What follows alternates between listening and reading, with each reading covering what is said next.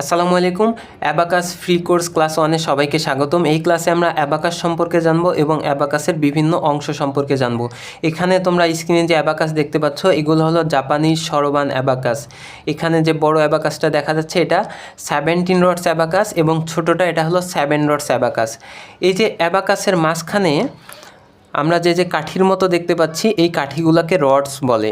এখানে 60টা রড রয়েছে এরকম, এই জন্য এটাকে আমরা বলছি 7 রডস অ্যাবাকাস। এবং বড় যেটা, এটাতে 70টা রড রয়েছে, এই জন্য এটাকে বলছি 17 রডস অ্যাবাকাস। এবং এই অ্যাবাকাসের যে স্ট্রাকচারটা প্লাস্টিকের, এটাকে বলা হয় অ্যাবাকাসের ফ্রেম। এবং মাঝখানে যে সাদা যে অংশটা দেখতে পাচ্ছ, এই সাদা এই অংশ, এটাকে বলা হয় ডিভাইডার।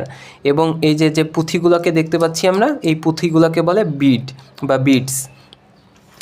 এই ডিভাইডার এই বিটসগুলোকে বা অ্যাবাকাসটাকে দুই ভাগে ভাগ করেছে।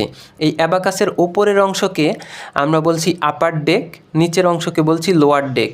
এবং আপার ডেকে বা ওপরের অংশে যে বিটসগুলো আছে, এগুলোকে বলা হয় হ্যাভেন বিটস অথবা আপার বিটস। এবং নিচের অংশে যে বিটগুলো আছে, এগুলোকে বলা হয় আর্চ বিটস বা লোয়ার বিটস। এই যে দেখো, ওপরে আপার ডেকে একটা করে বিট রয়েছে, অর্থাৎ আপার বিট প্রত্যেকটা রডে একটা করে বিট রয়েছে। এবং নিচের অংশে প্রত্যেকটা রডে 4টা করে বিটস রয়েছে। ধন্যবাদ সবাইকে। পরবর্তী ভিডিওতে আমরা বিস্তারিত বড় বড় নাম্বার ইনপুট দেওয়া শিখব এবং যোগ বিয়োগ শিখব। যারা অ্যাবাকাস শিখতে চাও তারা আমাদের সাথে থাকো, আমাদের চ্যানেলটিকে ফলো করে রাখো, সাবস্ক্রাইব করে রাখো। দেখা হবে নেক্সট ক্লাসে।